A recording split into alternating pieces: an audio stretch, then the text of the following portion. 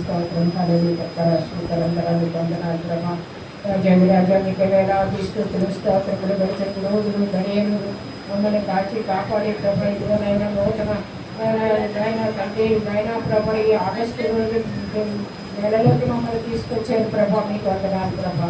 ఎంత గొప్ప దేవుడు ప్రభా. ఎన్ని ఇరుకులు ఇబ్బందులు కష్టాలు వచ్చినప్పటికీ ప్రభా మమ్మల్ని తప్పించి ప్రభా నీ సన్నిధానంలోకి వచ్చి ప్రభా దాని దినమున ప్రభా నీ బల్లలు సమీపించే కృపను కూడా మాకు అందరికీ దయచేసినందుకు మీకు వందనాలు చెల్లించుకుంటున్నాను. దేవా మీకు వందనాలు ప్రభా. విధమైన వాక్యం మీ పాటకు వస్తున్నాను ప్రభా. వాక్యాన్ని అభిషేకించి అయినా మీ సేవకుని అభిషేకించి ప్రభా మీరు మాత్రమే మాతో మాట్లాడమని చెప్తున్నాను. ప్రతి వారం కూడా వాక్యం విని వెళ్ళిపోవడం కాదు ప్రభా. దాని వాక్యానుసారమైన జీవితాలు మాకు దయచేయండి ప్రభా. ఆ వాక్యం పూర్తిగా మాకు పుచ్చుకోవాలి ప్రభా. నేను వాటిని నాయన ప్రభు మేము నిర్లక్ష్యం చేయకుండా ప్రభా మా బ్రతుకులు జీవితాలు తలంపులు అన్నీ కూడా మార్చుకునే కృపను మాకు దయచేయండి వేడుకుంటున్నాను. ఆ వాక్యాన్ని మా హృదయంలో భద్రపరుచుకునే కృపను దయచేయండి ప్రభా. ఎంతో మందికి లేని మహాభాగ్యాన్ని మాకు ఇచ్చేది ప్రభా. ఎంతో మంది చాలా భయంగా ప్రభా ఎక్కడెక్కడో ఇళ్ళలో దాక్కుని ప్రార్థనలు చేసుకుంటున్నారు ప్రభా. మాకైతే ఇంత స్వతంత్రంగా నేను మిమ్మల్ని స్తుతించే కృపనిచ్చేది మీకే కోట్ల వందనాలు చెల్లించుకుంటున్నాను ప్రభా. ఇంకా తండ్రి వాక్యం ద్వారా నేను మీరు మాతో మాట్లాడి ప్రభా.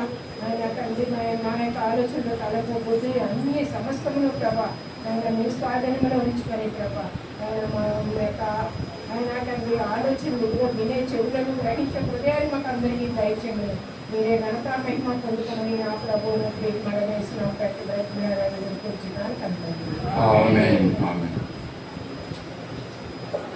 చేరి వచ్చిన సంఘానికి ప్రభు నామములో మరోసారి వందనాలు తెలియజేస్తున్నాను.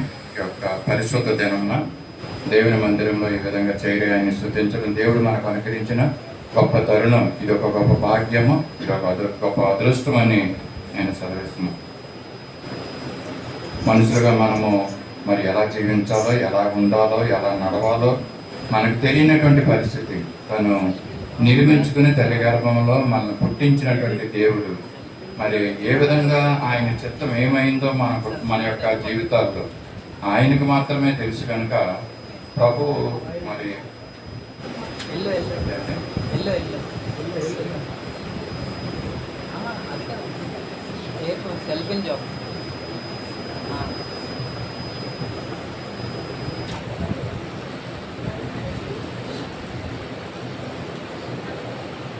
దేవుడు మనతో గడిచిన వారాల్లో అనేకమైనటువంటి విషయాలు మనకు తెలియజేస్తున్నాడు.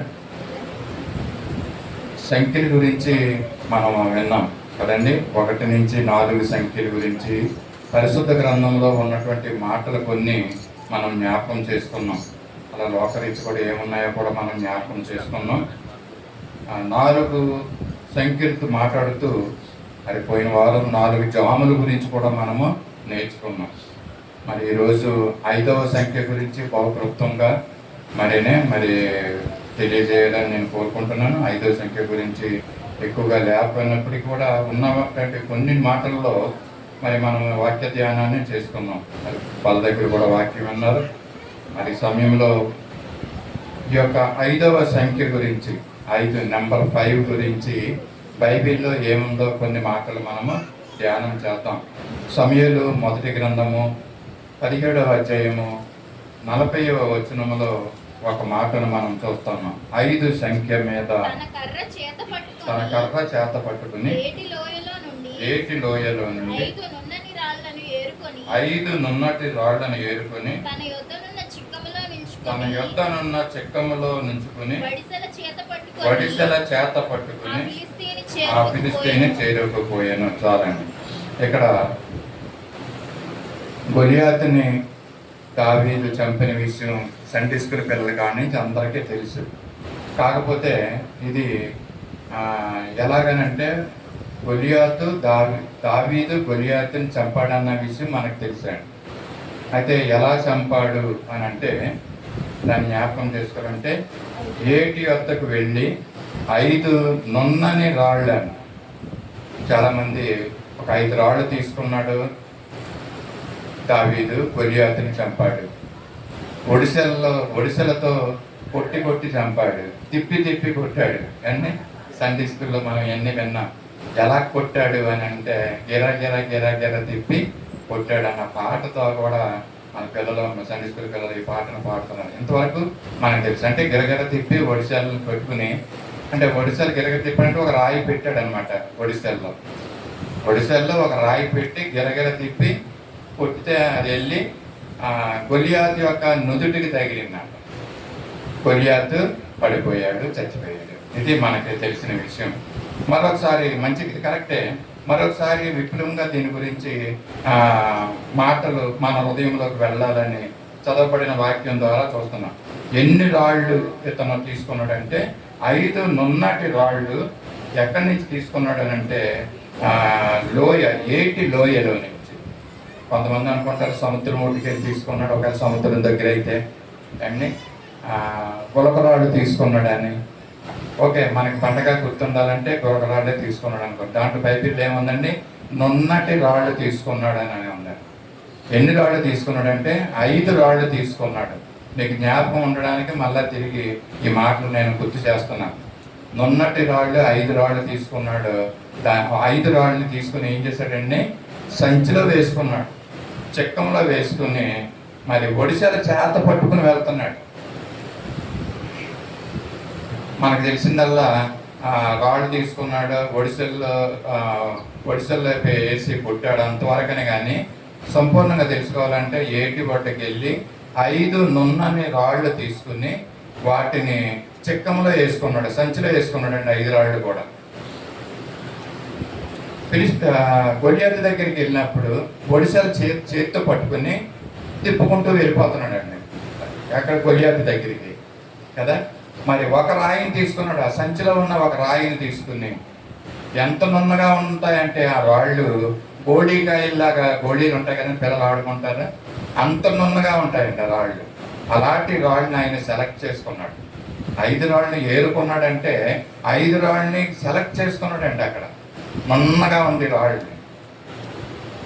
మరి ఏరుకుని ఆ ఒడిశా చేత పట్టుకుని వెళ్ళి గొలియాతు దగ్గరికి వెళ్ళినప్పుడు ఒక రాయిని సంచిలోంచి తీసుకుని ఒడిశాలలో పెట్టి గిరగిరా తిప్పి మరి అతను నుదుటికేసి కొట్టినప్పుడు అతడు చనిపోయినట్టుగా మనం చూస్తున్నాం, పడిపోయినట్టుగా మనం చూస్తున్నాం కదండి. 5 రాళ్ళు. బహుశా ఆ రాయి, ఆ నున్నటి రాయి, గోళీకాయ లాంటి ఉన్నటువంటి ఆ రాయి చెప్పాలంటే అది చిన్న రాయి. ఆ చిన్న రాయి మరి ఎంత ఫోర్స్గా వెళ్తే అతని నుదుటి మీద తగిలి ఉంటుంది. అంటే అంతటి అజానుభావుడు మరి పడిపోయాడంటే ఒక చిన్న గోళీ ద్వారా. ఆ గోళీ ఎంత శక్తివంతంగా వెళ్ళి ఉంటుందంట, అసలు ఎంత ఫోర్స్ తోటి వెళ్ళి ఉంటుందో మనం ఒకసారి జ్ఞాపకం చేసుకోవాలి. అండ్ ఇది సాధ్యమైన ఒక గోళీకాయతోటి అంత అజానుభావుడు, అంత స్ట్రాంగ్ మ్యాన్, మరి ఆయన శరీరం అంతా కూడా కవచాలతో నింపబడి ఉంది. ఎక్కడ తగిలినా కూడా అది అతను ఒక ప్రాణం పోయే పరిస్థితి ఉండదు, చావుడు అతను. ఆ గోళీకాయ మరి పగిలిపోవాలమ్మో కానీ, ఆ గులకరాయ ఏ రాయి అయితే నున్నటి రాయి పగిలిపోవాలమ్మో కానీ, ఒకవేళ ఫోర్స్ ఎక్కువ ఉపయోగపడతాయి. అది వెళ్ళి తిన్నంగా వెళ్ళి ఆ నుదుటి మీద ఉన్నటువంటి ఆ ఖాళీ స్థలంలోనే తగిలితేనే అతనికి తగులుతుంది తప్ప, లేదంటే అది ఏమాత్రము పక్కకు పడితే మరి అతనికి చనిపోయే పరిస్థితులు ఉండవండి, చావడు అతను గొలియాతు. కనుక ఇది నిజంగా ఆలోచించవలసినటువంటి విషయం. ఆ చిన్న గోళీతోటి మరి చిన్నవాడైనటువంటి ఈ దావీదు మరి దాన్ని కొట్టాడంటే చాలా ఆలోచించవలసిన విషయమే. అతను పడిపోయాడంటే చాలా ఆలోచించవలసిన విషయమే. చెప్పాలంటే ఎంతో ఫోర్స్ ఆ గోళీలో పెట్టాడండి దేవుడు. చెప్పాలంటే ఒక బుల్లెట్తో ఫైర్ చేసినట్లుగా. మరి ఆ బుల్లెట్ ఫైర్ చేయాలంటే గన్నం ఇక్కడి నుంచి అది తలుపు దూరం ఉంటే వాళ్ళు చస్తారు. అంతకని ఎక్కువ దూరం అంటే అది చావరు. ఆ బుల్లెట్ వెళ్ళినా కూడా వాళ్ళు తగలుతాం, అది పక్కన అక్కడెక్కడ పడిపోతూ ఉంటారు. అంతవరకు వెళ్ళదండి ఆ బుల్లెట్. అయితే ఇతని యొక్క గోళీ చాలా దూరం. అతను ఎంతో అజానుభావుడు, అతనికి ఎంతో దూరాన్ని నిలబడాలి. దగ్గరికంటే కాళ్ళ దగ్గరికి వెళ్ళి ఒడిశాలు కొట్టాడు కదండి.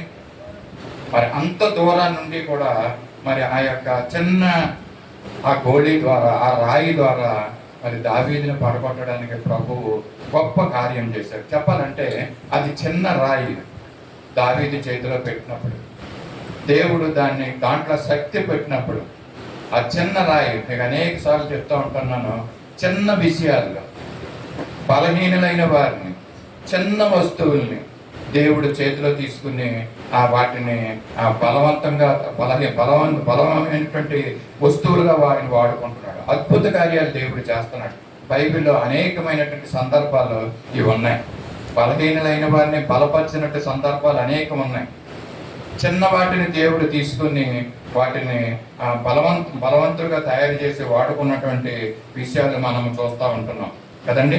5 రాళ్ళు, చిన్న రాళ్ళని, నున్నటి రాళ్ళని దావీదు ఏరుకుని తీసుకుని వచ్చినట్టుగా మనం చూస్తున్నాం. చిన్న విషయాల సందర్భం వచ్చింది కాబట్టి మత్తయి సువార్త 14:17 ఉంటుంది ఒక మాట అండి. 5 రొట్టెలు, 5వ విషయం, 2 చేపలు 5,000 మందికి, స్త్రీలు పిల్లలు కాకపోకుండా 5,000 మందికి ఆహారాన్ని దేవుడు అద్భుతంగా ఆశీర్వదించి ఆహారాన్ని ఇచ్చాడు. వారు ఆకలిగా ఉంటున్నప్పుడు, ఇదిగో 3 దినాలు, మరి 5 దినాలు వాళ్ళ యొక్క దేవుని యేసుప్రభు యొక్క ప్రసంగాలు వింటూ ఆకలిగా ఉంటున్నప్పుడు యేసుప్రభు వారు ఏం చెప్తున్నాడంటే, వీరికి ఆహారం పెట్టండి అని శిష్యులతో చెప్తుంటే, ఏమైనా ఉందని అడుగుతుంటే అక్కడ చూస్తుంటే ఏముంటుందంటే 5 రొట్టెలు 2 చేపలు. అంటే 5,000 మంది కాదు, ఇంకా అక్కడ కోసం 10,000 మంది కంటే పైన ఉండొచ్చు. ఆ 10,000 మందికి కూడా ఆహారాన్ని దాన్ని ఆశీర్వదించాడండి. అవి చిన్నవి, 5 రొట్టెలు మాత్రమే, అవి 2 చిన్న చేపలు మాత్రమే. వాళ్ళందరికీ ఆహారం సరిపడగా దేవుడు వాటిని ఆశీర్వదించినట్టుగా మనం చూస్తున్నాం. 15:34 2 చిన్న చేపలు అని అంటాడండి. ఆ చిన్న చేపలు 10,000 మందికి ఏం సరిపోతాయి?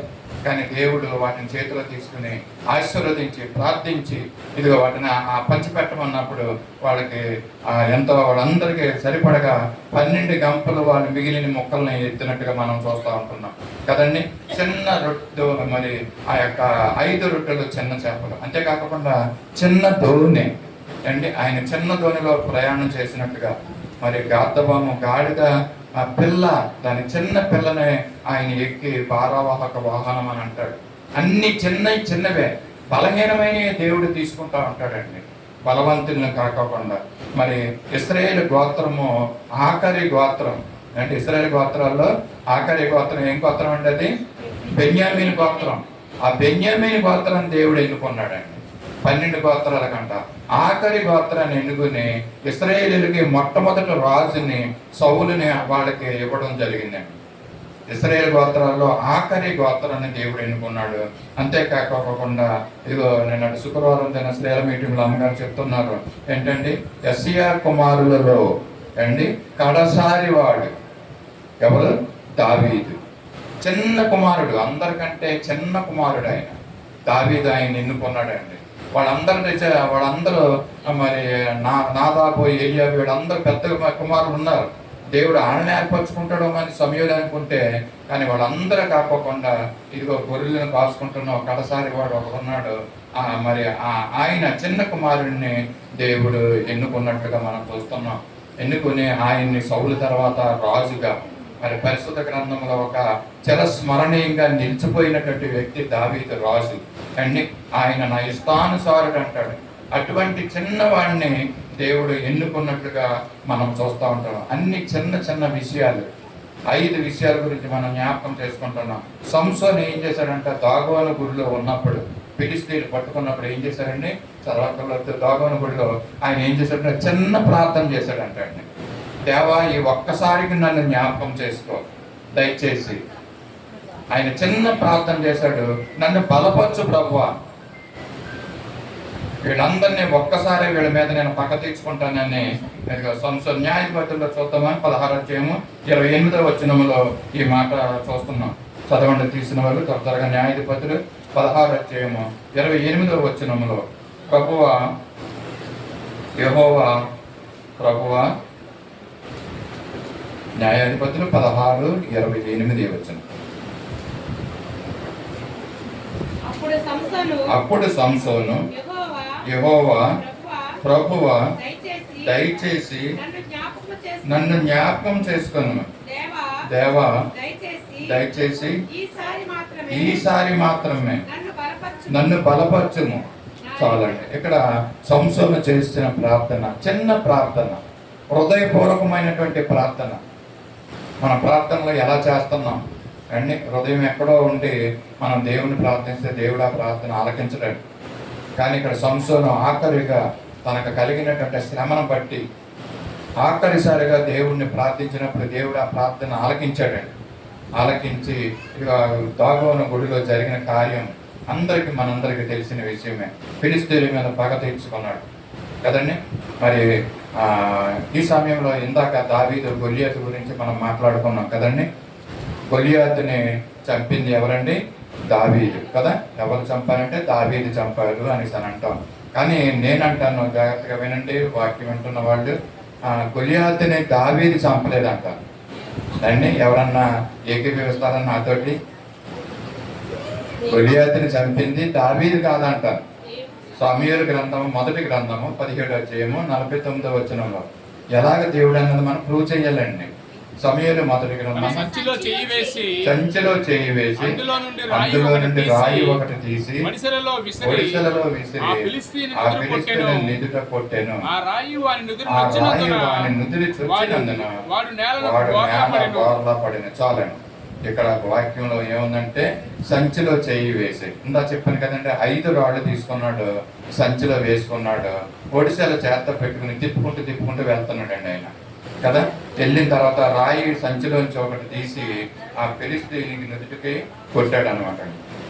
అప్పుడు ఏమైందండి? అతను వాని నుదురు చొచ్చినందున వాడు చెప్పాలి, వాడు ఏమయ్యాడంటే నేలను బోర్లా పడాను అండి. వాడు ఏమయ్యాడంటే నేల బోర్లా పడిపోయాడంట అండి. బోర్లా పడడం అన్న విషయం అండి. గోదావరి జిల్లాల్లో ఉన్నవాడు ఇక్కడ ఎవరన్నా ఉంటే పిల్లవాడు పుట్టిన తర్వాత అంటండి అంటే బోర్లా పడతాడంట ఫస్ట్ టైం. విన్నారండి? ఇక్కడ శ్రీకాకుళం, విశాఖపట్నం జిల్లా వాడికి తెలియదు అనుకుంటా. కానీ గోదావరి జిల్లాల్లో ఉన్నవాళ్ళు దీన్ని చేస్తారు. ఏంటంటే పిల్లోడు కానీ పిల్ల కానీ పుట్టిన తర్వాత ఫస్ట్ టైం బోర్లా పడితే అండి, బోర్లా పడితే అమ్మగారు చెప్తున్నారు బూర్లు వండాలంటండి. అండి బూర్లు వండుకుని మీరు తింటాం కాదు, బూర్లు వండుకుని పంచిపెట్టాలి. మరి నేను మన కాకినాడ వెళ్తే మా పాప దగ్గరికి భోజనం చేస్తున్నాం. ఈ లోపల మరి కింద అపార్ట్మెంట్లో ఉన్న స్త్రీ మరి స్వీట్ ప్యాకెట్ పట్టుకుని వచ్చింది అనమాట. పట్టుకుని వచ్చి ఆ స్వీట్ ఇస్తాను అంటే మా పాప అడిగింది దేనికోసం ఈ స్వీట్ అని అంటే అండి ఆవిడ చెప్పింది అనమాట ఈ విషయం. మా బాబు బోర్లా పడ్డాడండి. అండ్ సో ఈ విధంగా బోర్లా పడినప్పుడు స్వీట్లు పంచిపెట్టాలంట. మరి ఇక్కడ గొలియాతు బోర్లా పడ్డాడండి కదా. గొలియాతు దావీదు కొట్టగా బోర్లా పడేను అని ఉందండి. మరి ఇక్కడ ఇశ్రాయేల్ ప్రజలు కూడా స్వీట్లు పంచుకోవాలి అక్కడ కదండి. యుద్ధ సమయంలో బార్డర్లో అక్కడ ఉండి ఇశ్రాయేలీలందరూ మరి ఆ యొక్క గొలియాతు చంపినందుకు మరి వాళ్ళ స్వీట్లు పంచుకోవాలి. ఈ విధంగా ఇక్కడ ఏమనుందంటే బోర్లా పడ్డాడు. ఈ పాయింట్ని మనము నోట్ చేసుకోవాలన్నమాట అండి. బోర్లా పడ్డాడు. ఈ యొక్క రాయి ఇందా చెప్పాను కదండి, ఎంతో ఫోర్స్గా వచ్చి అతని నుదుటికేసి కొట్టారండి. కొట్టినప్పుడు ఆ గొలియాతు మరి ఏమవ్వాలంటే పడిపోవాలి. యాక్చువల్గా దావీదు రాయేసి కొట్టాడు, అతను కింద పడి సచ్చెను అని ఉంటారు యాక్చువల్గా.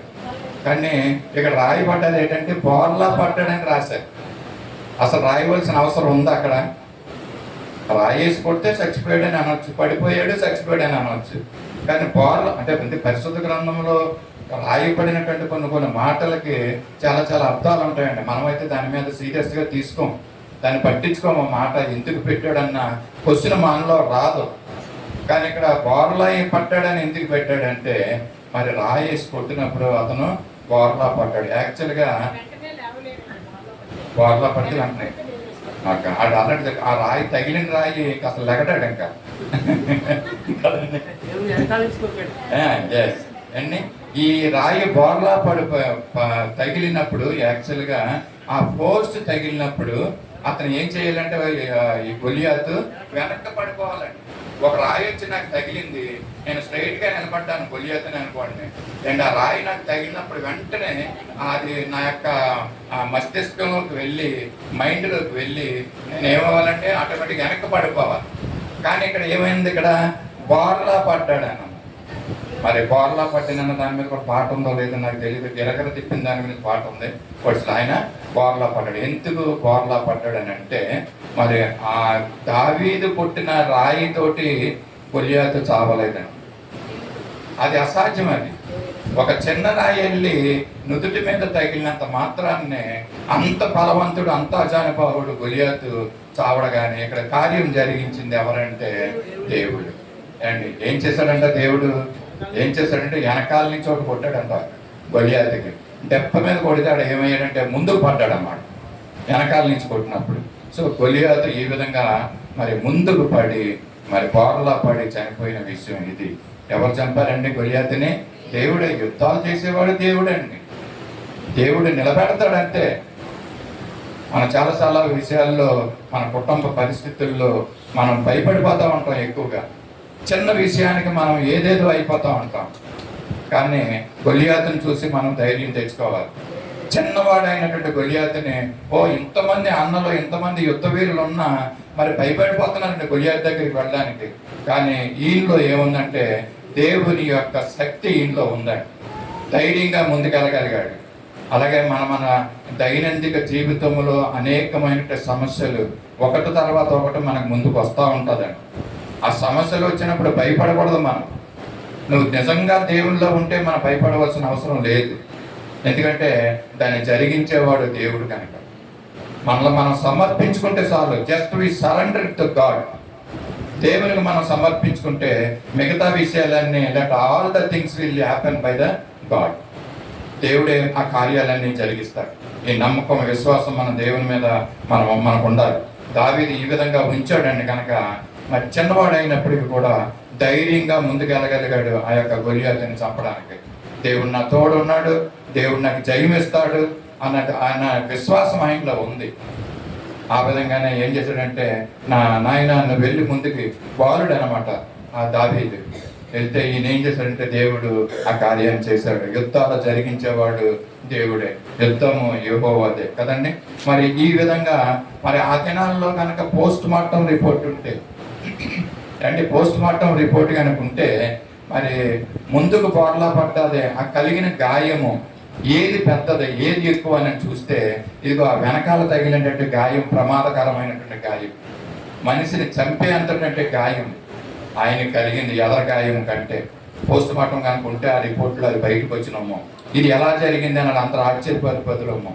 కానీ విశ్వాసులైన మనకి ఇదిగో ప్రభు చేసిన కార్యం మనము కళ్ళారా మనం చూడగలం అండి. ఎందుకంటే నన్ను గణపరచు అని నేను గణపరుస్తానంటున్నాడు దేవుడు. ఇదిగో దావీదు చిన్నప్పటి నుంచి కూడా అరణ్యంలో ఉండే ప్రభువును గణపరుస్తూ ఉంటున్నాడు, ఆయన్ని పాడుతున్నాడు, ఆయన స్తుతిస్తున్నాడు. ఆయనకు అదే పని అక్కడ. మరి అలాంటి గొప్ప భక్తుడిని దేవుడు వాడుకున్నాడు. ఎంత ఘనంగా మనం చూస్తున్నాం. దేవుడు నిన్ను నన్ను కూడా వాడుకుంటాడు. మన జీవితాన్ని దేవుని సమర్పించుకొని దేవుని దగ్గర నిలబడితే సమస్యలన్నీ పోతాయి. గొలియాతు లాంటి సమస్య వచ్చినప్పటికీ కూడా అవి కొండలైనా బండలైనా ఏమైనప్పటికీ కూడా ఇదిగో అవన్నీ కూడా ముందుండి తొలగిపోతాయి. ఇదిగో శుక్రవారం దిన ఆన్లైన్ ప్రేయర్లో మేము జ్ఞాపకం చేసుకున్నాం కొండల గురించి, శ్రమల గురించి. మరి అవన్నీ ఎక్కుతున్నప్పుడు ఎంతో శ్రమగా ఉంటుంది ఆ కొండలు. తర్వాత ప్రభు వాటిని మనకి సహాయం చేసిన తర్వాత అవి ఎంతో మనకు సులువుగా ఉంటున్నట్టుగా మనం చూస్తున్నాం. 5వ సంఖ్య గురించి మనం మాట్లాడుతున్నాం. క్లుప్తంగా 5వ సంఖ్యలోకి మళ్ళీ వెళ్దాం. యేసు ప్రభు వారు మరి సమరయ స్త్రీతో ఏమంటాడండి, నీవు వెళ్ళి నీ పెనిమిటిని పిలుచుకుని ఇక్కడికి రమ్మని అంటాడండి. 5వ సంఖ్య 5 గురించి యోహాను సువార్త 4వ అధ్యాయము 16వ వచనంలో మనం చూస్తూ ఉంటున్నాం.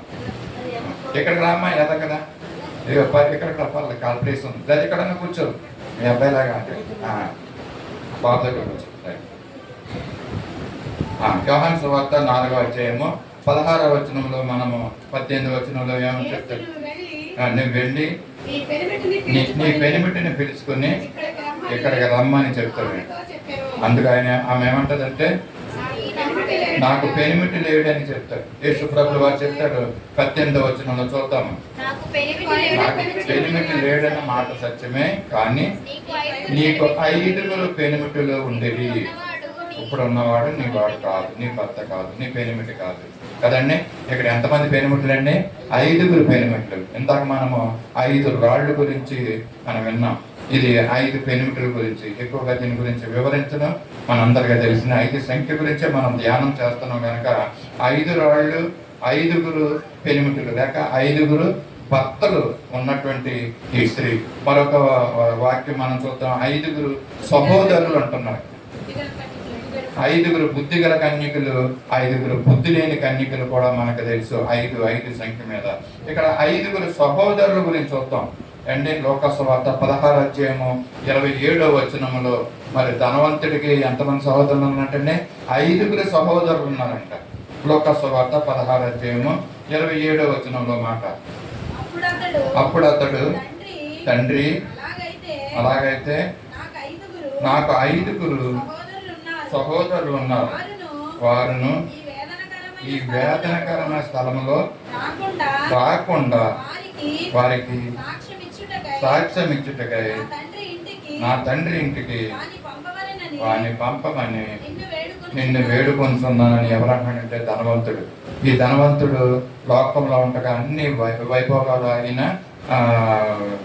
అనుభవించి ఉన్నాడండి.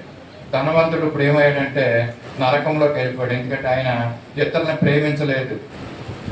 ప్రేమించలేదు, పొరుగువాన్ని ప్రేమించలేదు కదండి, ఇతరులకు సహాయం చేయలేదు. అటువంటి వ్యక్తి మరి నరకంలోకి వెళ్ళిన తర్వాత ఇప్పుడు తెలుసుకుంటున్నాడు ఆయన, ఇదిగో ప్రభా, నేను ఏ విధంగా ఇక్కడ నరకంలో వేదనలు అనుభవిస్తున్నానో ఈ విధమైనటువంటి వేదనలు నా సహోదరులు అనుభవించుకోకుండా నువ్వు వెళ్ళి మరి వాళ్ళకి చెప్పమని చెప్తున్నప్పుడు కదండి, నాకు 5 సహోదరులు ఉన్నారు, దయచేసి వాళ్ళ దగ్గరికి వెళ్ళి ఇదిగో మీరు నా వలే జీవించొద్దు, మీరు ఇతరులను ప్రేమించండి, ఇతరులకు సహాయం చేయండి అని ఆ విషయాన్ని అక్కడ మరి యొక్క ధనవంతుడు చెప్తాడు. 5 సహోదరులు నశించిపోవటం ఈ ధనవంతుడికి ఇష్టం లేక ఇక్కడ అతనికి తెలిసిందండి నరకంలో ఉండి అంటే ధనవంతుడిగా ఉంటూ ఇదిగో ఈ మాట మనకి అన్వయించుకుందాం. ఈ లోకంలో జీవిస్తుండగా ఒకవేళ ధనవంతుడు మనం కాకపోయినా, ధనవంతుడిలాగా ఇతరులను ప్రేమించకపోయినా, ఇతరులతోటి మరి సహాయం చేయకపోయినా మరి మనకు కూడా ఇటువంటి నరక యాతనలే అండి. ధనవంతుడు అబ్రహాముని ఏమని పిలుస్తున్నాడంటే తండ్రి అని పిలుస్తున్నాడండి కదా. అబ్రహాము తండ్రి అన్న విషయం ఈ ధనవంతుడికి తెలుసు. ఈ యొక్క ధనవంతుడు ఎవరు అనుకుంటున్నారు? ఈయన కూడా క్రైస్తవుడే మనకులాగా. ధనం ఉంది కానీ ఈయన క్రైస్తవుడే. ఆయనకి ధనం ఉందే, మనకు ధనం లేదు, అదే తేడా. కాకపోతే మిగతా అన్నట్లు మనం ఆయనలాగే ఉన్నాం. బహుశా ఇతరులను ప్రేమించలేనటువంటి పరిస్థితి, ఇతరులకు సహాయం చేయలేనటువంటి పరిస్థితి. ఇదిగో ధనవంతులు కలిగినటువంటి ఆ నరక యాత్రలో మనం పడకూడదు, మనం తప్పించుకోవాలి. ఎందుకంటే ఇప్పుడే చెప్తున్నారు దైవజనులు అనేక మంది, ఇదిగో పర్లో ఆ యొక్క నరకాన్ని నుంచి ఇక్కడికి పంపించడానికి వీలు పడదు. ఇక్కడికి చెప్పడానికి ఇక్కడ మోసే ఏరియాలో ఉన్నారు, ఇక్కడ దైవ సేవకులు ఉన్నారు వాక్యాలు చెప్పడానికి. ఆ వాక్యాన్ని మనం విని మన జీవితాలని మనం సరి చేసుకోవాలి. 5 సహోదరులు నశించిపోతున్నారని ఇప్పుడు తెలిసింది ఆ యొక్క ధనవంతుడికి నరకంలో ఉండి కదండి. 5 సంఖ్య గురించి ముందుకు వెళ్దాం. వాక్యాలు చదవక్కర్లేదు కానీ మేము 5 మంటపాలు. ఓకే, ఇక్కడ 5 పిచ్చుకలు అండి. 5 పిచ్చుకలు ఉన్న సందర్భం కూడా మనకు తెలుసు అండి. మీరు పిచ్చుకల కంటే శ్రేష్ఠులు కాదా అని అడుగుతారు లోకసువార్తలు అంటే తీయకలదు. 5 పిచ్చుకలు 2 కాసులకు అమ్మబడినటువంటి పరిస్థితి సందర్భం అండి. ఇందాక నేను జ్ఞాపకం చేసుకున్నాం. 5 బుద్ధి గల కన్యకులు, 5 బుద్ధి లేని కన్యకులు, 5 మంటపాల గురించి కూడా. అక్కడికి ఇశ్రాయేలు దేవుడు 5 రకాలైనటువంటి అర్పణలు అర్పించమన్నాడు అంటండి. లేవీలకి దీన్ని తెలియజేశాడు. లేవి కాండంలో ఏముంటుంది మీరు ఎవరన్నా చూడండి. లేవి కాండము 1వ అధ్యాయము 2వ వచనంలో 5 అర్పణలు ఏంటి, దేవునికి అర్పించే అర్పణల్లో ఈ 5 వస్తువులు ఉండాలంట. ఈ 5 వస్తువులు ఏంటన్నది చూద్దామండి. ఎట్లను బలి అర్పించినప్పుడు గోవుల మందలో నుండి కానీ, గొర్రెల మందలో నుండి కానీ, మేకల మందలో నుండి కానీ అర్పించాలి. చాలు. 16వ వచనంలో చూడండమ్మా. ఈ 5 అర్పణల్లో అదే లేవికాండం మొదటి అధ్యాయం 16. గొర్రెలు మేకల తర్వాత మరియు దాని మలముతో దాని పొట్టను ఊడదీసి 16వ వచనం. పరిశుద్ధమైన దాని విషయంలో పరిశుద్ధమైన దాని విషయంలో తాను చేసిన పాపములను వలన ఆ, నష్టమునిచ్చుకొని దానితో 5వ వంతు యాజకునికి ఇవ్వవలెను. లేవికాండం మొదటి అందులో అధ్యాయం జ్ఞాపకార్థమైన భాగమును భాగమును అనగా అనగా విసిరిన ధాన్యములలో కొంతయు ఉమ్, నూనెలో కొంతయు దాని సాంబ్రాణి అంతయు యాజకుడు దహింపవలెను. చాలండి. ఇక్కడ మొదటిగా గొర్రెలు మేకల్ని అర్పించాలి. ఇది అర్పణలో మొదటి అర్పణ. రెండవది పక్షులండి. పక్షులు అనే మాట అక్కడ ఉంటుంది. రెండవదిగా పక్షులను దేవునికి అర్పణగా అర్పించాలి. లేవికాండం 2వ అధ్యాయం 1వ వచనంలో ఉంటుంది. 3వ అర్పణ గోధుమ పిండి అండి. గోధుమ పిండిని మనం అర్పించాలి. ఏ విధంగా అర్పించాలి ఇవన్నీ కూడా లేవికాండంలో నైవేద్యముగా గోధుమ పిండి, అలాగే ఒలీవ నూనె 2వ అధ్యాయంలో ఉంటాయి ఈ మాటలు. ఒలీవ నూనె అలాగే సాంబ్రాణి అండి. 5 అర్పణలు. 5 గురించి మనము ధ్యానం చేస్తున్న సందర్భంలో అర్పణలు కూడా 5 రకాలైనటువంటి అర్పణలు దేవునికి ఇంపైన అర్పణలు ఇవి. దేవునికి అర్పించాలని దేవుడి యొక్క మాటలు తెలియజేస్తున్న దేవుని అర్పణగా అర్పించే వస్తువులు ఈ 5 ఉండాలంట. 5 సంఖ్యలో మరి అర్పణలు కూడా ఉన్నాయి. అలాగే 5 రొట్టెలు 2 చేపలు ఇందాక మనం చూసాము కదండి. ఇదే వాక్యం మార్కు సువార్త 6వ అధ్యాయము 38వ వచనంలో ఈ మాట మనం చూస్తున్నాం. చదవండి ఎవరన్నా. మార్కు సువార్త 6వ అధ్యాయం 38వ వచనంలో 5 రొట్టెలు 2 చేపల గురించి రాస్తున్నాడు. మార్కు సువార్త 6:38. ఎన్ని రొట్టెలు ఉన్నవి పోయి చూచి అడగమా తెలుసుకొని 5 రొట్టెలు 2 చేపలు ఉన్నవని మరి శిష్యులు అంటున్నారు. అంటే 5 రొట్టెలు ఎన్ని వీళ్ళ ఆకలితో ఉంటున్నప్పుడు ప్రభు మరి చెప్పినప్పుడు శిష్యుల్ని అడుగుతున్నాడండి యేసు ప్రభు వారు, మీ దగ్గర ఎన్ని రొట్టెలు ఉన్నాయంటే 5 రొట్టెలు 2 చేపలు మాత్రమే ఉన్నాయనేసి. అది ఏ విధంగా ఆహారంగా దేవుడు ఆశీర్వదించాడో మనం చూసాం. యోహాను సువార్త 6వ అధ్యాయం 9వ వచనంలో ఈ యొక్క 5 రొట్టెల గురించి కూడా ఇంకో మాట ఉంది. ఇక్కడ చూస్తున్నాం. ఇందాక 5 రొట్టెలే అన్నారు కానీ ఇక్కడ ఇంకో మాట చెప్తున్నాడు. 5 యవల రొట్టెలు అని అంటున్నాడు. 2 చిన్న చేపలు అండి. 5 యవల రొట్టెలు అంటే ఇక్కడ అండి. ఈ రొట్టె గురించి యేసయ్య ఎంతగానో ప్రాధాన్యత ఇస్తున్నాడు. ఇందాక బలలో కూడా ఆ రొట్టెనే ఎత్తుకుని ఆయన చనిపోయే ముందు మరి కృతజ్ఞతాస్తుతులు చెల్లించి దాన్ని మనందరికి ఇచ్చినట్టుగా మనం చూసాం కదండి. రోగికి మనం ఏం చేస్తామంటే రొట్టెనే తీసుకెళ్తాం కదా. రొట్టెలు తీసుకెళ్తాం రోగి దగ్గరికి అంటే అది భౌతికమైన శరీరానికి శక్తినిచ్చేది రొట్టె. అలాగే యేసు ప్రభు యొక్క శరీరాన్ని మనం తీసుకున్నాం, అది ఆత్మీయ జీవితానికి అది మన శక్తినిస్తుంది అంటండి అండి. అలాగే యేసయ్య శరీరం మన ఆత్మీయ జీవితానికి శక్తినిస్తుంది. మరి మామూలు రొట్టె అయితే భౌతిక శరీరానికి శక్తి ఇస్తుంది. మరి యొక్క రొట్టె గురించి మరొక మాట చూద్దాం. దావీదు యాజకుడైన అహీమేలు దగ్గరికి వెళ్ళిన సందర్భం అండ్ ఆయన దగ్గర చేరుకుని దావీదు మరి ఎందుకంటే సౌలు తరుముతూ ఉంటాడండి దావీదుని పట్టుకోవాలని. అటువంటి సందర్భంలో ఆకలితో ఉంటున్నప్పుడు ఈయన యాజకుడైన అహీమేలు దగ్గరికి వెళ్ళి మరి నాకు ఆకలిగా ఉంది తినడానికి ఏమనండి నాకు 5 రొట్టెలు ఉన్నాయా అని అడుగుతాడు అండ్ 5 రొట్టెలు ఉన్నాయని దావీదు అడుగుతాడు. అండ్ నాకు నా మనుషులకి ఆహారం కావాలని అడగకుండా ఇక్కడ మెన్షన్ చేస్తాడండి 5 రొట్టెలు అన్న విషయం. అండ్ కొన్ని రొట్టెలు ఇమ్మంటే సరిపోద్ది కానీ దావీదు అడిగేది అహీమేలుకి ఏం అడుగుతున్నాడంటే సంఖ్యాకాండము సమూయేలు గ్రంథం, అదే సమూయేలు మొదటి గ్రంథము 21వ అధ్యాయము 3వ వచనంలో ఈ మాట మనం చూద్దాం. చదవచ్చు దీన్ని. నీ యొద్ద ఏమి ఉన్నది 5 రొట్టెలే గాని మరి ఏమీ గాని ఉండిన ఎడల నాకిమ్మని దావీదు అహీమేలుకు యాజకుడితో అడుగుతా ఉంటున్నాడండి. 5 రొట్టెలు ఉన్నాయా అని అడుగుతున్నాడు. మరి ఎందుకు 5 రొట్టెలు అన్న సంగతి మనకు తెలియదు కానీ దావీదు అడిగేది 5 రొట్టెలు ఉన్నాయనేసి అడుగుతున్నాడు. అప్పటికే దావీదు దగ్గర ఉన్నటువంటి మనుషులు ఆకలితో ఉన్నారు. వారికి యాజకుడైన అహీమేలుకు ఇదిగో సన్నిధి రొట్టెలు ఉన్నాయనేసి ఆ రొట్టెలు వాళ్ళకి ఇవ్వడం మనకి చూస్తూ ఉంటున్నామండి.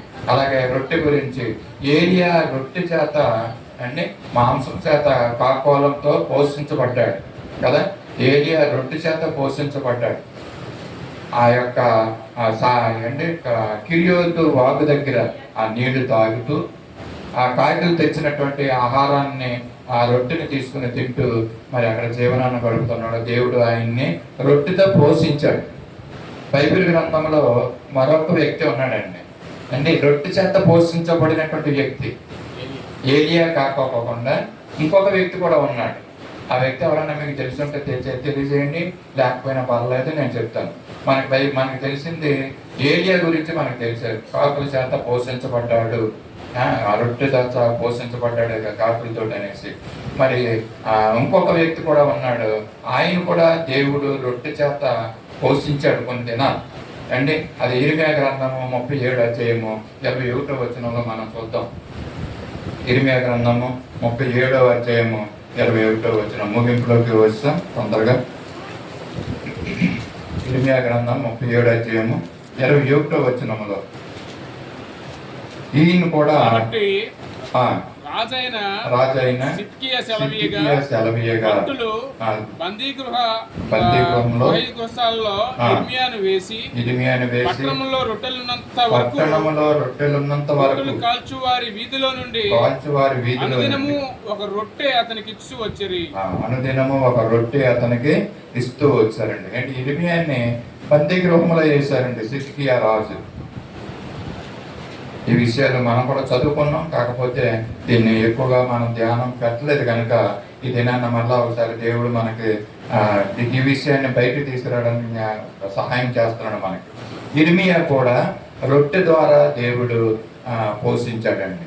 అనేక దినంలో బందీగృహము నుండి రోజుకొక రొట్టె ఇచ్చేవారంటండి. బందీగృహంలో ఇచ్చి ఆయన పోషించినట్లుగా మనం చూస్తున్నాం. ఆఖరిగా ధనవంతుని బల్ల దగ్గర పడి రొట్టె ముక్కలు అండి, ఆ రొట్టె ముక్కలతో లాజరు ఆకలి తీర్చుకుంటున్నాడు. తీర్చుకొన కోరేను అని ఉందండి అండి. ధనవంతుని బల్ల లోకసువార్త 16 అధ్యాయము 20 వచనంలో ఈ మాట ఉంది. చదవకర్లొద్దు, ముగింపులోకి వెళ్ళిపోయాం కనుక. ధనవంతుని బల్ల దగ్గర పడు రొట్టె ముక్కలతో లాజరు ఆకలి తీర్చుకుంటున్నాడంట. ఆ రొట్టె ముక్కలు మరి బయటికి తీసుకొచ్చి పడేసిన తర్వాత ఆ పెంట కుప్పలో నుంచి ఆ రొట్టె ముక్కలను ఏరుకుంటున్నాడండి. ఆయన ఏరుకుని తింటున్నటువంటి ఆ సందర్భం ఎంత మరి. ఈ రొట్టె గురించి ప్రభు మనకు కొన్ని విషయాలు మనకు తెలియజేశాడు కదండి. యేసు ప్రభు మొట్టమొదటిగా వచ్చినటువంటి శోధన ఏంటో మనకు తెలుసు కదండి. యేసు ప్రభువుకి మొట్టమొదటిగా వచ్చినటువంటి శోధన బాప్తిసం తీసుకున్న తర్వాత 40 రోజులు ఉపవాసం ఉన్న తర్వాత చెప్పండి ఏంటండి, సాతాను చేత శోధింపబడడానికి ఇదిగో అక్కడికి తీసుకెళ్లి నిలబెట్టి ఇదిగో ఈ రాళ్లను రొట్టెలుగా చేసుకోమనంట. మొదటి శోధన ఆయనకు వచ్చిందండి రొట్టె వల్ల. ఆహారం చెప్పాలంటే శరీరాశ అండి, శరీరాశ, నేత్రాశ, జీవకోడంబాను 3 పాయింట్లతోటి యేసు ప్రభును పడగొట్టాలని చూసింది సాతాను. కానీ దానివల్ల కాలేకపోయింది. ఇది 40 దినాలు ఆకలితో ఉన్నాడు, ఇదిగో ఖచ్చితంగా ఈ రొట్టెలు చేసుకుంటాడు ఆయన అని సాతాను అనుకున్నాడండి. కానీ మరి సాతాను ఊహించినట్లుగా కాకుండా దేవునికి ఇదిగో వాక్య లేఖనాలు చూపించి ఇదిగో సాతానుకి సమాధానం చెప్పినటువంటి పరిస్థితులు మనం చూస్తూ ఉంటున్నాం అండి. మత్తయి సువార్త 4వ అధ్యాయం 2వ వచనంలో ఈ మాటను చెప్తాడు, దేవుని కుమారుడు అయితే ఈ రాళ్ళు రొట్టెలుగా చేసుకొని అండి తినమని అంటాడు సాతాను చెప్పినప్పుడు. అంటే ఈ విధంగా చెప్పినప్పటికీ కూడా మరి దేవుని సాతానుకి లోపడలేదండి దేవుడు ఎక్కడ కూడా. ఇవన్నీ కూడా మనకు సాదృశ్యంగా ఉంచాడండి. యేసు ప్రభు ఏ విధంగా జీవించాడో శరీరాశకు ఆయన లోపడలేదు, ఆహారానికి లోపడలేదండి, ఆయన ఆశించలేదండి. కానీ సాతానుకి చక్కని సమాధానం చెప్పి అతన్ని తిప్పి కొట్టినట్లుగా మనము చూస్తూ ఉంటున్నాము. రొట్టెల గురించి అంటే 5 సంఖ్యల గురించి ధ్యానం చేస్తూ ఈ రొట్టె గురించి కూడా మనము కొన్ని విషయాలు మనం ఈ మధ్యాహ్న కాల సమయంలో దేవుడు మనకి తెలియజేశాడండి. 5 సంఖ్యలో ఉన్నటువంటి విషయాలు మళ్ళీ జ్ఞాపకం చేసి ముగిస్తాను. 5 సంఖ్యలో ఉన్న కొన్ని విషయాలు, 5 రాళ్ళు గురించి. దావీదు మరి ఆ ఏటిలో ఏరుకున్నటువంటి నున్నటి 5 రాళ్ళు ఒక రాయితోటి ఏ విధంగా చంపి ఉన్నాడో మనం చూసాం. అలాగే 5 రొట్టెలు 2 చిన్న చేపల గురించి మనం జ్ఞాపకం చేసుకున్నాం.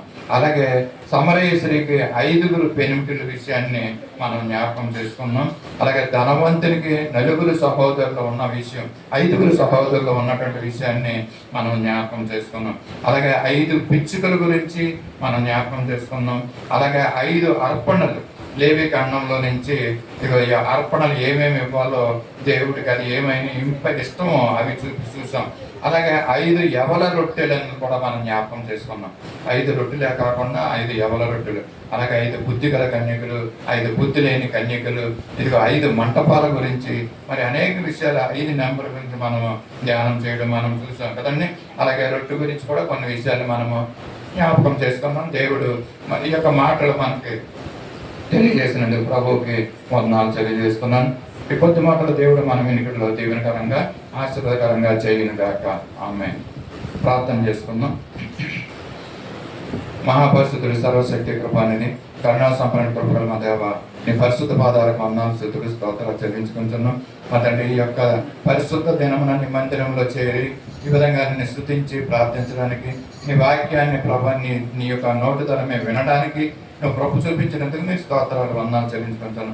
విన్నటువంటి మాటలు ఇదిగో ప్రభా 5 సంఖ్య మీద ఉన్నటువంటి కొన్ని విషయాలు బైబిల్లో నుంచి మాకు తెలియజేశారు. దాన్ని బట్టి నీకు స్తోత్రాలు వందనాలయ్యా, స్తుతులు చెల్లించుకుంటున్నాం. విన్నటువంటి మాటలు మా హృదయంలో అవి జ్ఞాపకం ఉండటంలో సహాయం చేయండి. ఆ మాటలను బట్టి మా జీవితాలని మేము సరి చేసుకుని ప్రభా సరైన రీతిలో జీవించడానికి నీ కృప చూపించమని కోరుతున్నాం. గొప్ప తండ్రి, నీ స్తోత్రాలు. నువ్వు మా పట్ల చూపిస్తున్న నీ అపారమైన ప్రేమ, కృప, కనికరాలు, జాలిని బట్టి నీకు స్తుతులు స్తోత్రాలు చెల్లించుకుంటున్నాం. మంచి ఆత్మీయమైనటువంటి ఆహారంతో మమ్మల్ని సంతృప్తిపరిచి నడిపిస్తున్న గొప్ప దేవ, నీకు స్తుతులు చెల్లించుకుంటాను. నిశ్చితమైతే మరొక ఆదివారం తండ్రి ఈ విధంగా కలిసి నిన్ను ధ్యానం చేసుకుని, నేను ప్రార్థించి, నేను స్తుతించి మహింపరచక నీ కృప కాపుదల సన్ని మాతో ఉంచమని కూడా అడుగుచు ఈ కొద్ది అనుకున్న మా కొరకై తిరిగి రానున్న నజరేయుడైన యేసయ్య పరిశుద్ధ నామములో అడిగి వేడుకొంచున్నాం తండ్రి. ఆమేన్. ఆమేన్. అందరూ లేచి నిలబడదాం. పరలోక ప్రార్థన. పరలోకమందున మా తండ్రి, నీ నామం పరిశుద్ధపరచబడును గాక, నీ రాజ్యం వచ్చును గాక, నీ చిత్తం పరలోకమందు నెరవేర్చున్నట్టు భూమి అందరిని నెరవేరును గాక. మాకు కావలసిన అన్ని ఆహారం నేడు మాకు దయచేయండి. మా రుణస్తులను క్షమించిన ప్రకారం మా రుణములు క్షమించండి. మమ్మల్ని శోధనలోకి తేక కీడుని తప్పించండి. ఎందుకంటే రాజ్యము, బలము, మహిమ నిరంతరం నీవెన్నావు తండ్రి. ఆమేన్. తొట్టిల్లకుండా మనల్ని కాపాడుటకును, తన మహిమ ఎదుట ఆనందంతో మన నిర్దోషులుగా నిలవబెట్టుటకు శక్తిగల మన రక్షకుడైన యేసుక్రీస్తు యొక్క కృప, మన అద్వితీయ దేవుని దివ్యమైన ప్రేమ, పరిశుద్ధాత్మని యొక్క అన్యోన్య సహవాసము, ఆదరణ, సత్య స్వార్థ సహవాసమునకు, సార్వత్రిక సంగమునకు, సకల పరిశుద్ధులకు ఇప్పుడు ఎల్లప్పుడూ సదాకాలం తోడయుండి నడిపించునుగాక. ఆమేన్. దీవించి క్షేమమిచ్చి పంపుము, జీవాహార వార్తాన్నిచ్చి మమ్మును పోషించుము.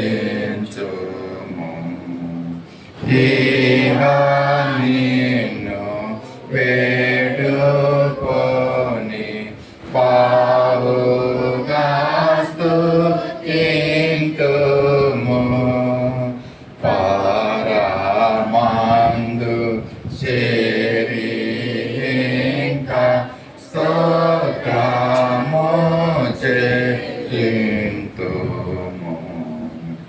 ఆమేన్. అందరికీ వందనాలండి. ప్రార్థన అవసరతలు ఉన్నవారు